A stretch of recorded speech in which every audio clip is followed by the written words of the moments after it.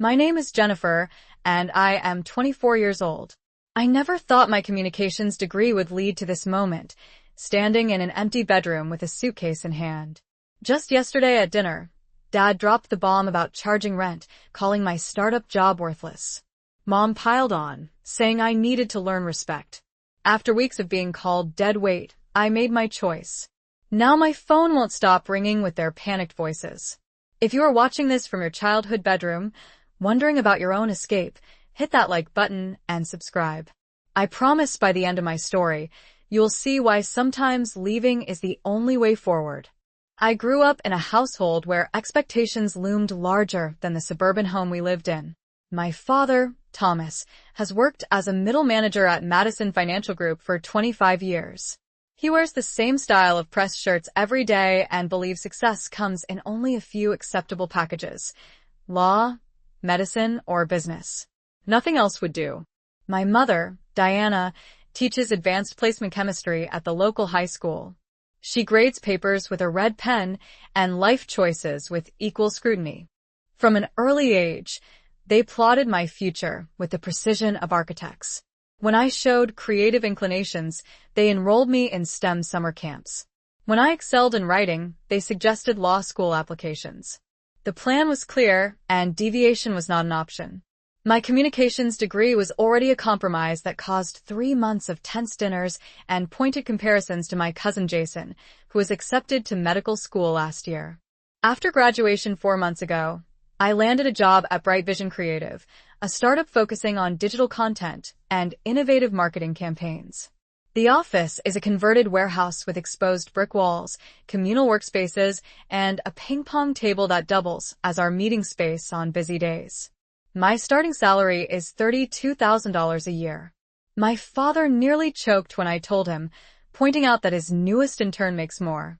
But what the company lacks in immediate financial rewards, it makes up for in potential and purpose. We work with small businesses trying to find their voice in a crowded market. Last week, I helped a family-owned bakery increase their social media engagement by 300%. The owner cried when she saw the results. That moment was worth more than any paycheck to me. My bedroom at my parents' house had slowly transformed into a space that reflected my passions. The walls were covered with concept boards and color palettes. My desk overflowed with notebooks filled with campaign ideas and client notes. It was more than just a room. It was the physical manifestation of the path I had chosen, despite my parents' disapproval. Sarah became my closest ally at work. She started 3 months before me and took me under her wing immediately. At 25, she had already carved out her role as the go-to person for crisis management and difficult clients. Her apartment is a tiny one-bedroom in the Arts District, decorated with thrift store finds and plants that somehow thrive despite her self-proclaimed black thumb. When we work late, we order Thai food and brainstorm ideas on her living room floor, surrounded by takeout containers and possibility. The divide between my parents' expectations and my reality grew wider with each passing week. During Sunday dinners, my father would casually mention law school application deadlines or MBA programs with late admission. My mother would slip business cards of her former students who now worked at prestigious firms under my plate. The message was clear. This creative phase needed to end, and a real career needed to begin. I tried explaining the digital economy to them, how startups work, how building a portfolio and connections now could lead to significant opportunities later.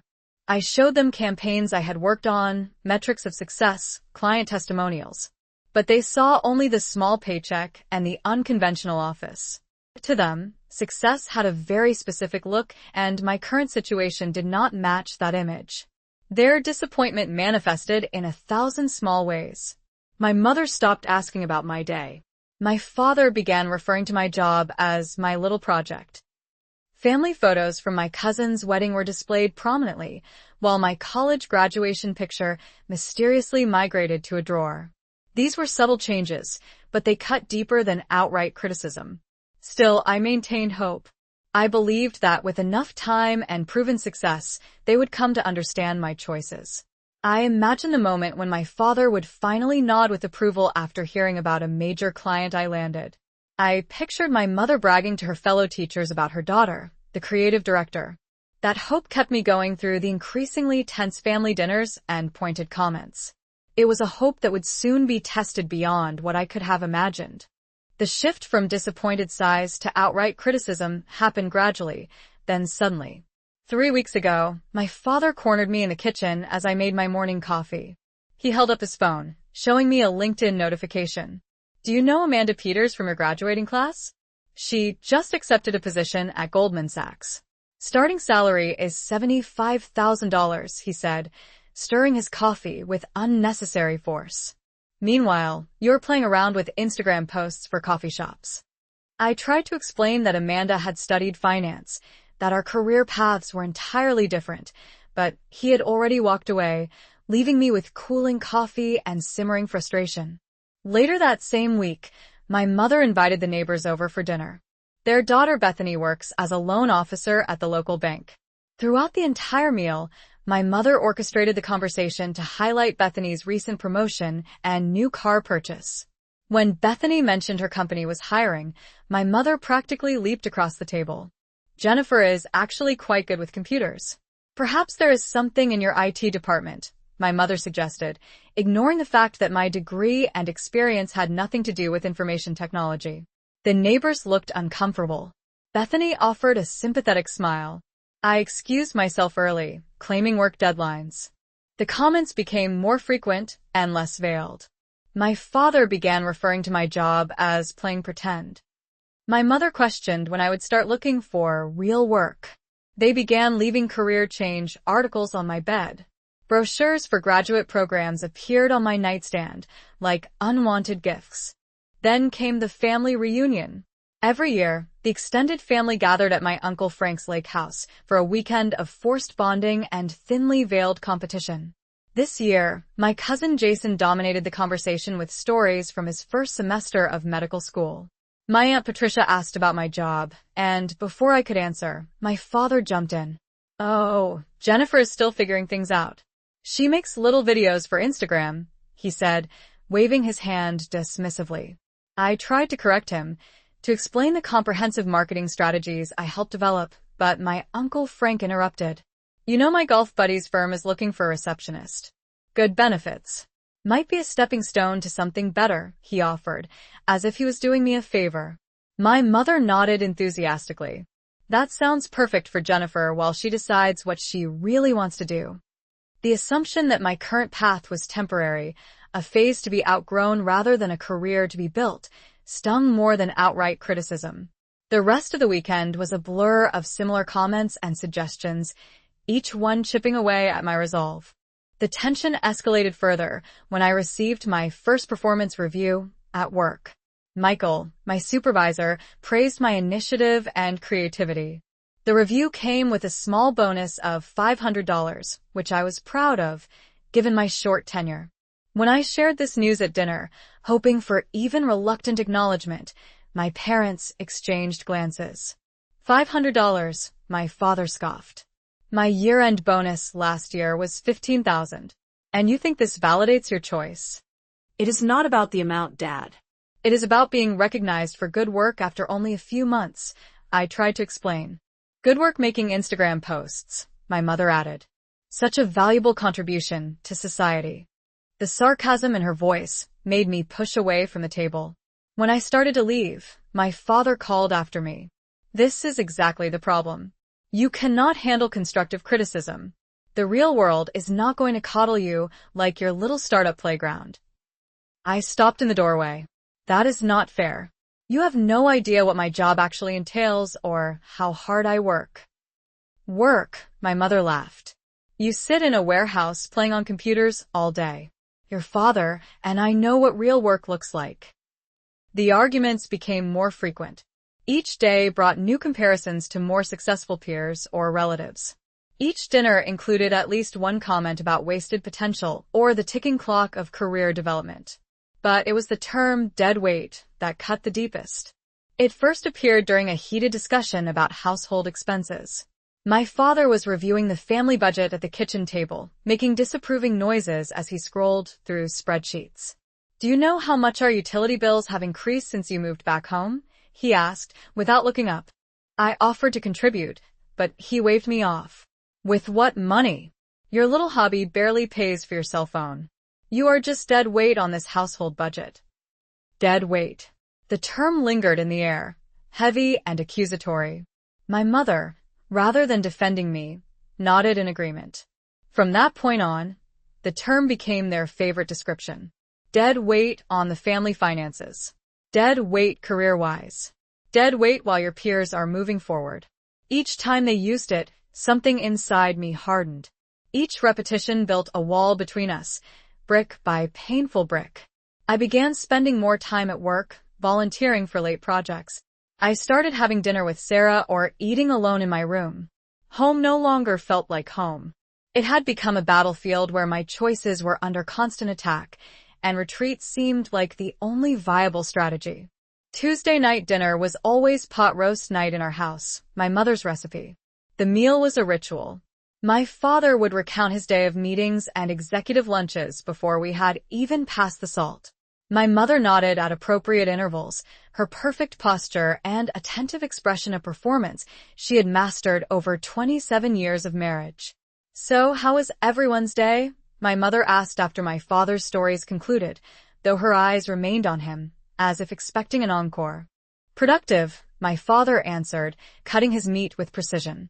The Jensen account is finally moving forward. I had a good day, too. I ventured, seeing an opening. The small business feature I worked on got picked up by several local blogs, and the clients saw their website traffic triple overnight. My father's knife paused mid-cut. He exchanged a look with my mother that I had come to recognize. It was the look that preceded disappointment. Blogs, he repeated, making the words sound like a communicable disease. And this is success in your world? It actually is, Dad. Small businesses rely on digital traffic for growth, and we help this client reach potential customers they never could have accessed otherwise. He resumed cutting his meat. When I was your age, I was working on accounts worth millions, not helping coffee shops get Instagram likes. They're not just Instagram likes. I began, but my mother interrupted. Jennifer, your father and I have been talking, she said, folding her napkin with unnecessary precision. We think it is time you started contributing to this household financially. I looked between them, confused. I had offered to contribute to groceries or utilities before, but they had always refused, saying it was unnecessary given my entry-level salary. What do you mean? I asked. My father set down his utensils and looked me directly in the eyes. Starting next month, you'll pay rent if you want to stay here. The words hung in the air like suspended particles, visible and suffocating. Rent, I repeated. How much rent? $800 a month, my father stated flatly. That is well below market rate for this area, and it includes utilities. Very generous, all things considered. $800 was nearly a third of my monthly take-home pay. After student loan payments, car insurance, and other essentials, it would leave me with barely enough for gas and food, let alone savings. That is a lot of money on my current salary, I said carefully, trying to keep my voice steady. Maybe we could discuss a more graduated approach. I could start with a small amount and increase it as my income grows.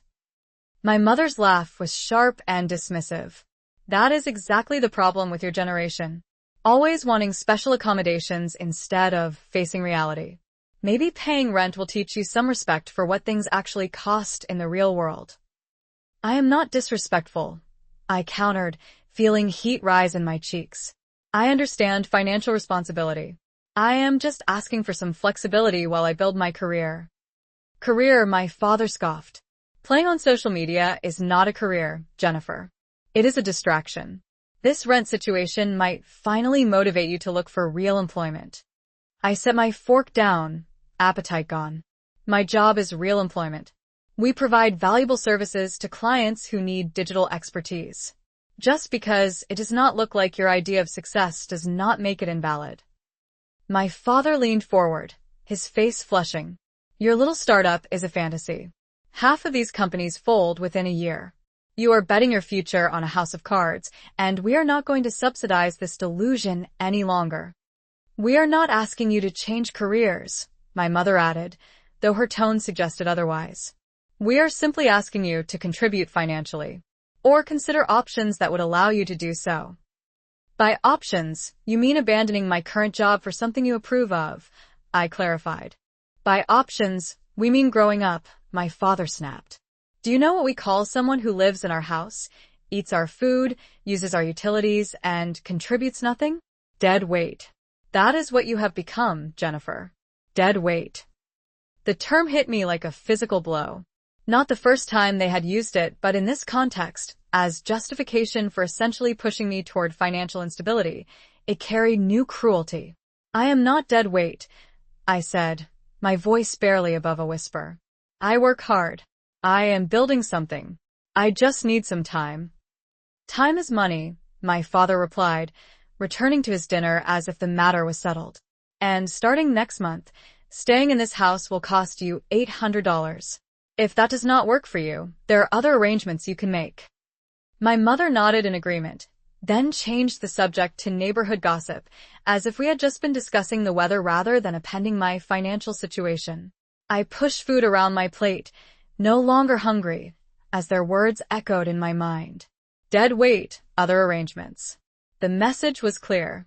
My presence in their home had become a transaction, and my value was measured in dollars rather than connection. I excused myself early, claiming a headache. Neither of them seemed particularly concerned. As I climbed the stairs to my bedroom, I heard their conversation continue without interruption, my absence barely creating a ripple in their evening. Standing in my room, surrounded by evidence of my passions and ambitions, I felt a clarity I had not experienced before. This house was no longer my home. It was a place where my dreams went to die, suffocated by expectations I would never meet and standards I no longer wanted to achieve. Back in my bedroom, I sat on the edge of my bed and stared at the wall covered in concept boards and campaign ideas. The creative space I had carefully cultivated now felt like an island in a hostile sea. My hands trembled slightly as I reached for my phone and dialed Sarah's number. She answered on the second ring. "Hey, what's up?" she asked, her voice bright against the heaviness in my chest. "They want to charge me rent," I said, without preamble. $800 a month starting next month. Sarah's sharp intake of breath told me she understood the implications immediately. "That's almost a third of your take-home pay." "Are you serious?" "Completely serious. It's not fancy, but it's yours for as long as you need. No rent for the first 2 months while you save up. Just help with utilities and groceries." Something loosened in my chest. A plan began forming in my mind, possibilities unfurling like a map to a new destination. What had seemed impossible minutes ago now felt inevitable. I said, my voice steadier than I expected. After hanging up, I sat in silence, mentally calculating what this decision would mean. My monthly budget would be tight, but manageable without rent for a couple of months. I could increase my hours at work to build savings faster. The startup was growing, and Michael had hinted at possible advancement opportunities. The more I thought about it, the more certain I became. Staying meant surrendering not just my financial independence but my self-respect. It meant acknowledging that my choices, my passions, my career path were somehow less valid than the traditional routes my parents valued. That night, I didn't sleep. Instead, I began the careful process of sorting through my belongings. The essentials went into one pile: clothes, toiletries, important documents, my laptop, and equipment. Sentimental items formed another, smaller pile: photo journals, a few books that had shaped my thinking. Everything else could stay or be retrieved later. I found my large suitcase in the back of my closet, still bearing airport tags from my semester abroad in junior year. As I began folding clothes into neat piles, each item represented a decision, a commitment to this new path. My favorite sweaters and work-appropriate outfits took priority. Summer clothes could wait. Shoes were limited to the most versatile pairs. My desk presented more difficult choices. The notebooks filled with ideas and campaign drafts were coming with me, non-negotiable. My collection of marketing books would have to be selectively culled. The framed diploma that had prompted so many disparaging comments from my parents was carefully wrapped in a soft sweater. As my room slowly emptied of the most essential items, a strange feeling settled over me. This space, which had been my sanctuary since childhood, was becoming less mine with each item packed away. The concept boards remained on the walls, too large to transport now. The fairy lights still twinkled around my window frame. To a casual observation, the room would still appear occupied, but its heart was being carefully removed and packed into a suitcase. Around 3 in the morning, I sat at my desk and wrote a brief note. I kept it simple, unemotional. I've decided to find other arrangements as suggested. I'll be in touch when I'm settled. Please don't worry. Jennifer. No explanation, no accusations, no emotional plea. Just a statement of fact. I placed it on my pillow where it would be found, though I suspected it might be hours before anyone noticed my absence. The most difficult part was waiting for morning. I needed to leave when the house was empty to avoid confrontation. My father typically left for work at 7:30. My mother departed for school by 7:45. I set my alarm for 8, giving them both time to be well on their way. When morning arrived, I moved with quiet efficiency. The suitcase, already packed, needed only the last few items from the bathroom. My backpack held my laptop and important documents. A small duffel contained additional clothes. Everything I deemed essential for this next chapter fit into these 3 bags. It was surprisingly little. I made my bed one last time, smoothing the comforter with a gesture that felt ceremonial. The note remained centered on my pillow. A small white flag of surrender and declaration combined. With one last look around, I closed the door softly behind me. The house was silent as I descended the stairs, my footsteps deliberately light. In the kitchen, I hesitated. Some childish part of me had hoped for a last-minute intervention, a parent appearing to ask where I was going, a chance for explanation or reconciliation. But the kitchen remained empty, the coffee maker still warm but abandoned. I stepped outside into the morning sunshine, loaded my bags into my car, and backed out of the driveway of my childhood home. The finality of the moment hit me as I reached the corner of our street. I was really doing this. At 24, I was choosing independence over security, self-respect over comfort, uncertainty over familiar disapproval. Sarah was waiting when I arrived at her apartment building, a small 2-story complex with a courtyard in the center. She helped me carry my bags up to her second-floor unit, a cozy 1-bedroom with mismatched furniture and abundant plants. The guest area consisted of a futon in the corner of her living room, now made up with clean sheets and a pile of towels at its foot. "It's not much," she apologized, setting my suitcase down. "It's perfect," I replied and meant it. The space was small but represented something immeasurable. Freedom from constant judgment and the opportunity to define success on my own terms. Those first days in Sarah's apartment were an adjustment. The futon was less comfortable than my bed at home. The morning routine required coordination with Sarah for bathroom access. The commute to work was shorter, but meant navigating a new neighborhood. Yet, despite these small inconveniences, I felt lighter than I had in months. Each morning I woke up without dreading breakfast table criticisms. Each evening, I returned to a space where my career choices were respected rather than denigrated. Sarah never made me feel like a burden. We developed a rhythm quickly, sharing cooking duties and cleaning responsibilities. She introduced me to neighbors in the building, most of them young professionals or graduate students with their own stories of reinvention and independence. For the first time since graduation, I felt part of a community that understood the path I was choosing. By the end of that first week, I had established a new normal. What I hadn't prepared for was how quickly my parents would notice my absence or how dramatically they would react when they did. Living in Sarah's apartment required immediate adjustments to nearly every aspect of my daily routine. The futon, while better than sleeping on the floor, introduced me to back muscles I never knew existed. The bathroom, designed for one person, became a carefully choreographed dance of shower schedules and counter space negotiations. The kitchen barely fit one person comfortably, let alone 2 trying to prepare separate meals. Yet these physical constraints brought unexpected freedom. Without my spacious childhood bedroom filled with accumulated possessions, I found myself surrounded only by what truly mattered: my laptop, my essential clothes, my notebooks of ideas. The minimalism was clarifying, forcing me to distinguish between wants and needs in ways I had never considered. Financial reality hit hard and fast. My first morning at Sarah's, I sat at her small kitchen table with my laptop, creating a detailed budget spreadsheet. Monthly income, $2,600 after taxes. Student loan payment, $350. Car payment and insurance, $400. Cell phone, $90. That left approximately $1,760 for everything else.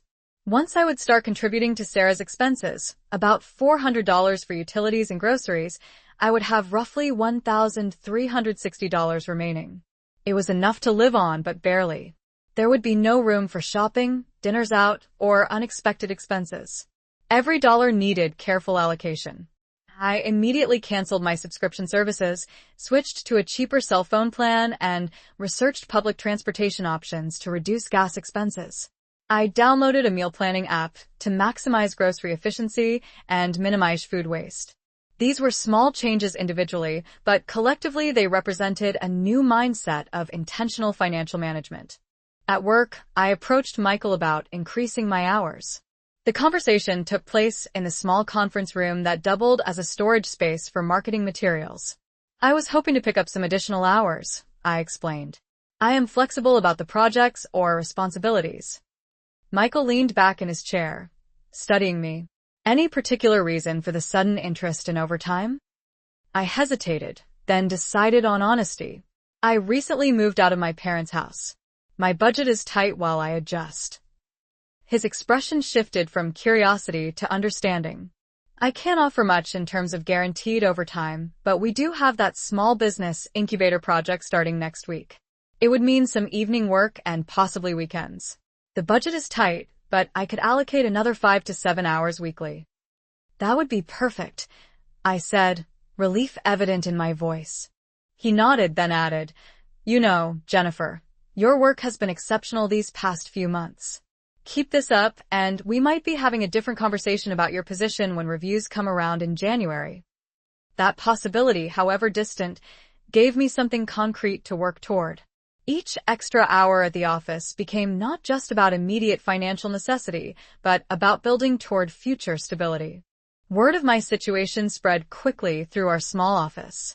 Not the details, but enough for colleagues to understand I was navigating a significant transition. Their support manifested in small but meaningful ways. Tara, from accounting, invited me to her bulk shopping trips at Costco. Derek, our IT specialist, helped me find a cheaper cell phone plan. Even our normally reserved office manager, Patricia, began bringing in occasional leftovers from her family dinners, casually offering them to anyone interested, but somehow always making sure I received a portion. The small business incubator project became my primary focus. It involved working with 5 local entrepreneurs to develop digital marketing strategies within extremely limited budgets. The challenge was substantial: maximum impact with minimal expenditure. It was exactly the kind of problem-solving that had drawn me to this field. During one particularly late evening at the office, I found myself alone with Michael as we finalized presentation materials for the incubator's launch event. "You know," he said, reviewing my slides, "there is a senior content strategist position opening up next quarter. It would be a significant step up, both in responsibility and compensation. Probably around $45,000 a year." I tried to keep my expression neutral despite the jolt of excitement. "That sounds like an amazing opportunity. It is typically reserved for someone with at least 3 years' experience," he continued, "but exceptions can be made for exceptional talent." He closed the laptop and looked at me directly. "If you continue performing at this level, I would consider putting your name forward." That conversation replayed in my mind as I researched apartment listings on my lunch breaks. A promotion like that would change everything. It would mean a real apartment of my own, not just a temporary solution. It would mean financial stability. It would mean vindicating my career choice in the most tangible way possible. Apartment hunting became a secondary job in itself. During evenings, when I wasn't working extra hours, I scrolled through listings and visited potential neighborhoods. The reality was sobering. Even the most basic studios in safe areas started around $900 monthly, not including utilities. Most required proof of income at least 3 times the rent amount, which was currently beyond my reach. Still, I began touring places to understand the market better. A tiny studio apartment in a converted industrial building caught my attention. At $850, it stretched my current budget beyond comfort, but it was within reach of what I could afford if the promotion materialized. The space was barely 500 square feet, with concrete floors and exposed ductwork, but it had large windows and was within walking distance of a grocery store and bus line. I could picture myself there.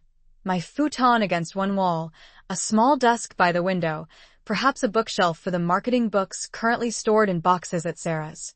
It wasn't just an apartment, it was a tangible goal, something to work toward that represented complete independence. As my external circumstances evolved, I noticed internal changes as well. Decision-making, once a process fraught with second-guessing and concern about parental approval, became more straightforward. Without the constant background noise of criticism, I could hear my own instincts more clearly. When the incubator project required a choice between 2 competing strategies, I trusted my analysis rather than seeking validation. When personal decisions arose, from meal choices to weekend plans, I made them based on my preferences rather than anticipated reactions. This newfound decisiveness extended to boundaries in other relationships. When a client made unreasonable demands about a timeline, I negotiated firmly rather than acquiescing to avoid conflict. When a colleague consistently interrupted me during meetings, I began calmly, but directly reclaiming the conversation. These were small assertions, but they represented a significant shift in how I navigated professional and personal interactions. The hardest moments came unexpectedly. Walking past a restaurant where our family had celebrated birthdays, hearing a song that had played during road trips to visit relatives, finding a birthday card from my parents in the pages of a book I had packed. To happen on different terms than before. If and when we spoke again, it would be as adults with mutual respect, not as a child seeking approval. Instead of calling home, I reached out to expand my new support network. I accepted an invitation to dinner with Emma, a graphic designer who lived in the apartment below Sarah's. At 29, she had navigated her own family expectations about her creative career and offered a perspective I found invaluable. I joined a professional networking group for marketing professionals, meeting monthly at a local brewery to share industry insights and job opportunities. Slowly, I was building connections that validated rather than questioned my path, people who understood the value of creative work and the potential of digital marketing, people who measured success not by salary alone but by impact, growth, and fulfillment. These relationships reinforced my confidence in the choices I had made, even as I acknowledged the difficulties those choices entailed. By the end of that first week of independence, I had established new routines, created a sustainable budget, increased my work responsibilities, researched future housing options, and begun building a supportive community. I had also experienced moments of doubt, financial anxiety, and homesickness. But each day brought increasing certainty that I had made the right decision not just for my career, but for my sense of self. What I didn't anticipate was how quickly my absence would register at home, or how dramatically my parents would react when confronted with the physical reality of my departure. Exactly 1 week after I left home, my phone rang during a team meeting at work. Seeing my mother's name on the screen, I excused myself and stepped into the hallway, heart suddenly racing. In 7 days, neither of my parents had called or texted. I had assumed they were giving me space or, more likely, making a point about my decision. The timing of this call, precisely 1 week later, suggested they had only just discovered my absence. "Hello," I answered, keeping my voice neutral. "Jennifer, where are you?" My mother's voice was pitched higher than normal, edged with panic. "Your room is empty. Are you okay?" The question caught me off guard. After weeks of criticism and that final confrontation about rent, concern for my well-being seemed incongruous. "I am fine, Mom. I am at work." "But your room," she continued, words tumbling out rapidly. "Half your clothes are gone. Your laptop is gone. What happened?" I took a deep breath, steadying myself against the wall. I found other arrangements, like Dad suggested. I left a note on my pillow explaining that. A note? There was no note, Jennifer. There was a pause, then muffled conversation, as she presumably spoke to my father. I heard him in the background, his voice growing louder as he apparently moved closer to the phone. "Give me that," he said, and then his voice came through clearly. "Jennifer, what the hell is going on? Where are you living? Why would you just disappear without telling anyone?" The accusatory tone immediately set my defenses on edge. "I did leave a note, Dad. It explained that I was finding other arrangements, as you suggested during our dinner conversation about rent. I have moved in with a friend, temporarily, while I look for my own place. Is this some kind of tantrum because we asked you to contribute financially?" His voice held that familiar note of dismissal that had characterized so many recent interactions. This is exactly the kind of immature reaction I was talking about. "It is not a tantrum," I replied, working to keep my voice steady. "It is a logical response to the situation. You made it clear that staying would cost $800 a month, which is nearly a third of my income. I made a financial decision based on the parameters you set." "We didn't think you would actually leave," my mother interjected, having apparently reclaimed the phone. "We thought you would reconsider your job situation." The admission stunned me into momentary silence. The rent demand had never been about financial contribution. It had been a manipulation tactic designed to force me to abandon my chosen career path. The clarity of this realization strengthened my resolve. "So the rent requirement wasn't about me contributing to household expenses," I said slowly. "It was about pressuring me to quit my job and find something you approve of." "Don't twist our words," my father replied, back on the phone.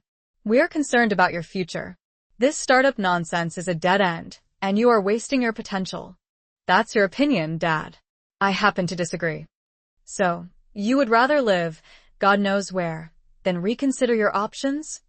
The incredulity in his voice suggested he still couldn't grasp that I had made a choice he hadn't anticipated. "I am living with Sarah," I clarified. "It is a safe arrangement while I save for my own place. And yes, I would rather do this than abandon a career path I believe in." "This is ridiculous, Jennifer," my mother cut in. "You had everything you needed at home. A comfortable room, home-cooked meals, laundry facilities. And you gave that up over $800? "I gave it up over respect, Mom, or rather, the lack of it. The constant criticism, the dismissal of my work, calling me dead weight. The money was just the final straw." Silence followed this statement, stretching uncomfortably until my father spoke again, his tone shifting from anger to negotiation. "Look, perhaps we were a bit harsh. If you come home, we can discuss a more reasonable arrangement. Maybe no rent for now." The offer dangled like bait, designed to lure me back into the familiar pattern. 6 months ago, I might have accepted it eagerly, grateful for the reprieve and willing to endure the underlying disapproval in exchange for comfort and approval. But something fundamental had changed. "I appreciate the offer, Dad, but I am not coming home right now. I think we all need some space to reassess our relationship." "Space," his voice rose again. "Is that some therapy talk you picked up from your hipster coworkers? Families don't need space, Jennifer. They need commitment and respect. Respect goes both ways," I pointed out quietly. "My career choices deserve respect, too." This set off another round of arguments, with both parents taking turns on the phone. My father accused me of being ungrateful for the education they had provided. My mother suggested I was being influenced by negative peers. Both implied that my decision to leave was a betrayal of family values rather than a natural step toward adult independence. Throughout the conversation, I maintained a calm I didn't entirely feel. The hallway at work wasn't ideal for such a personal discussion, but it provided a physical and psychological distance that helped me maintain perspective. This wasn't about proving them wrong or winning an argument. It was about establishing boundaries and expectations for our relationship moving forward. "You have embarrassed us in front of the neighbors," my mother said eventually. "Mrs. Lawson asked about you yesterday, and I had no idea you had even left." "I am sorry you felt embarrassed, Mom, but my housing decisions aren't about the neighbors. What about family dinner this Sunday? She pressed. Your aunt and uncle are coming over. I won't be there this week, I replied. Please give them my regards. This simple refusal seemed to finally drive home the reality of the situation. My mother's voice became tearful. So that's it? You're just cutting us off completely? I am not cutting anyone off, I clarified. I am establishing some healthy distance while I get settled. We can talk on the phone, maybe meet for coffee in a few weeks. But I need you both to understand that my career path and my independence aren't negotiable topics anymore. After hanging up, I leaned against the wall, physically drained by the exchange. The conversation had confirmed what I had suspected but hadn't fully acknowledged. Their vision for my life had never included my actual preferences or ambitions. The rent demand had been a tactic, not a practical request. Their shock at my departure revealed how little they had understood my determination to forge my own path. That evening, the calls continued.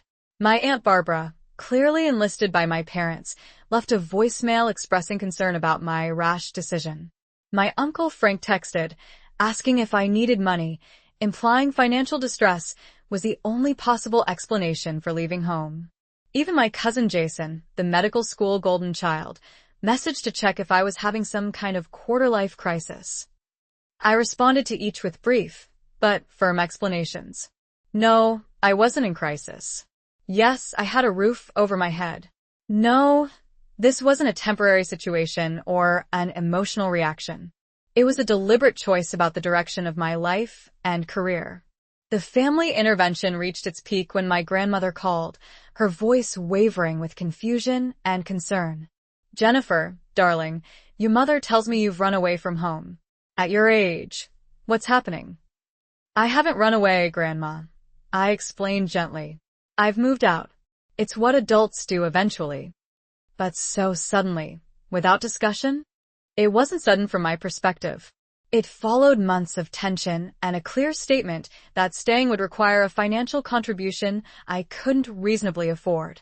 My grandmother's silence suggested she was processing this information, perhaps comparing it to whatever narrative my parents had provided.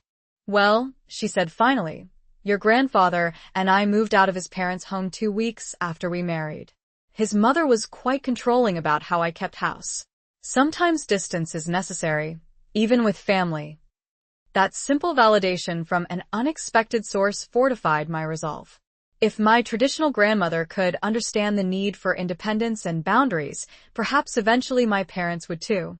By the end of that day, I had fielded 7 separate calls from family members, each seeming to work from the same script of concern and confusion.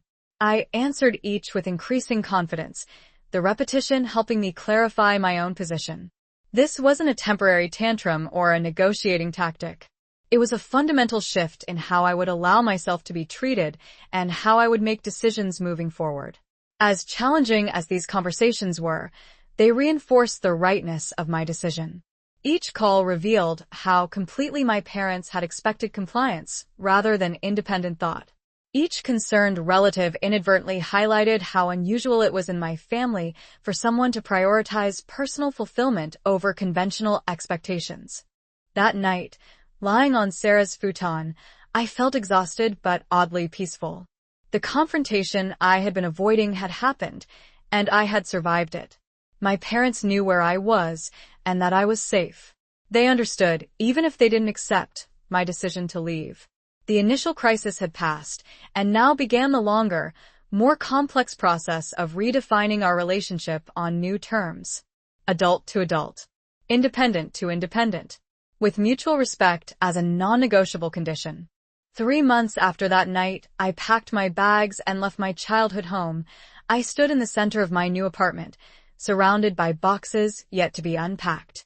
At 550 square feet, the studio wasn't large by any standard, but every inch of it represented a victory. The concrete floors had been softened with an area rug found at a thrift store.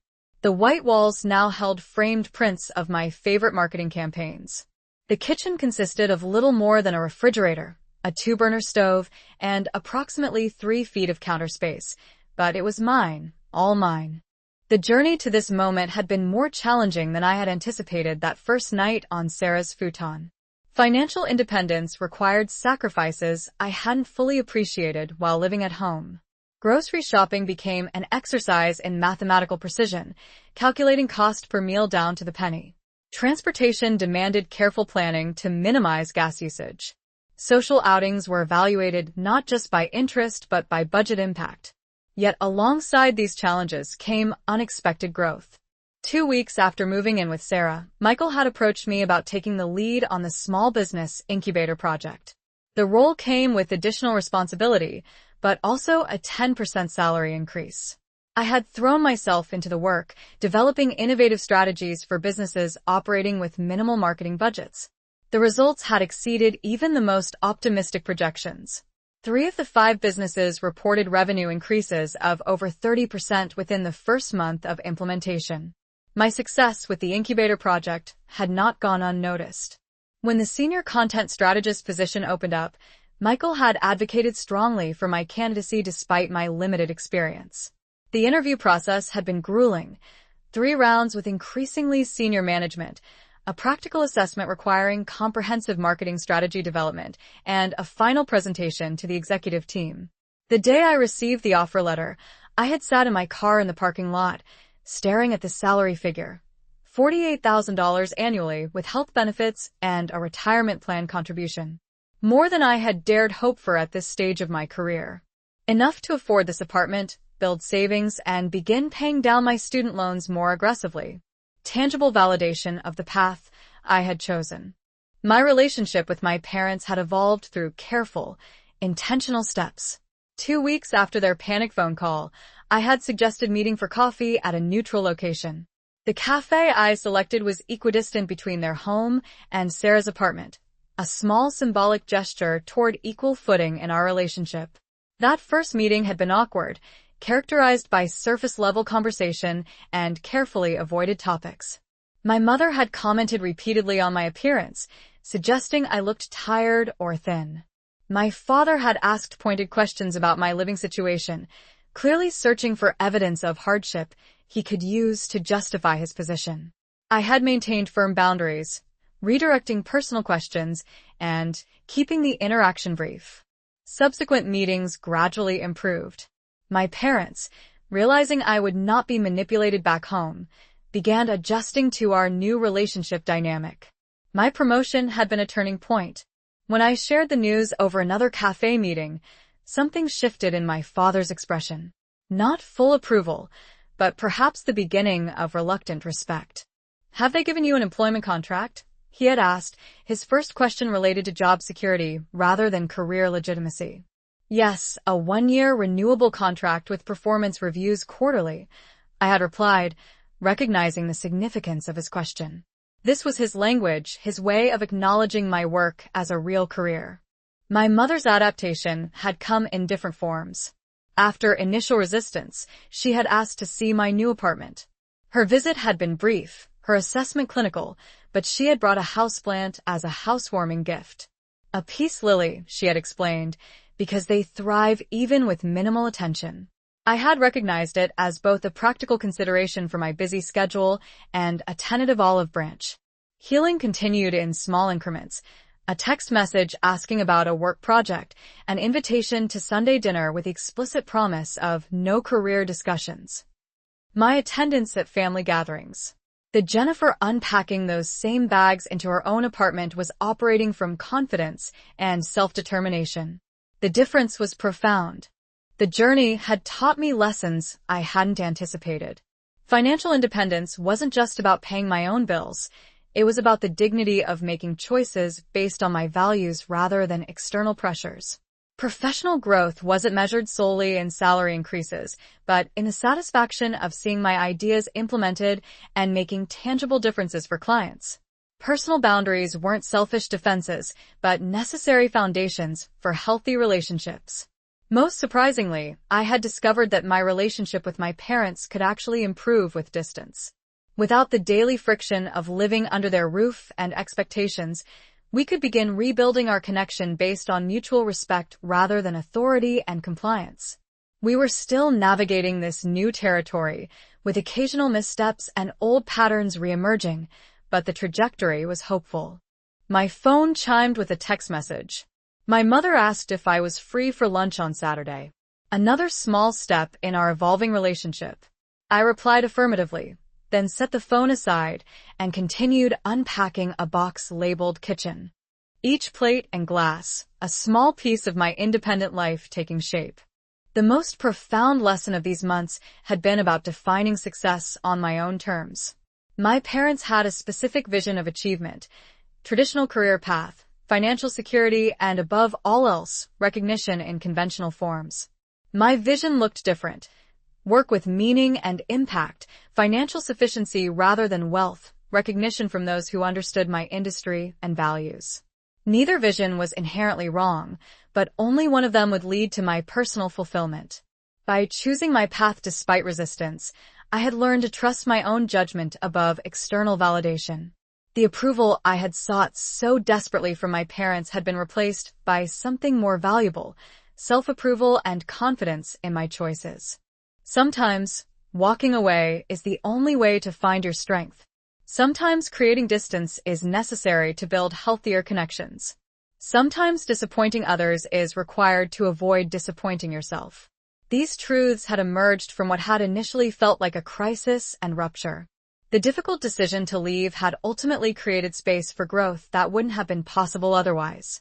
The peace lily from my mother on the windowsill of my new apartment, I realized that true independence wasn't about separation but about connection on more equal, healthy terms. It wasn't about never looking back, but about moving forward with a clearer vision. It wasn't about rejecting family values, but about integrating them with personal values to create something authentic and sustainable. Have you ever had to walk away from something comfortable to grow, or stood up for your path when everyone around you questioned it? Share your experience in the comments below.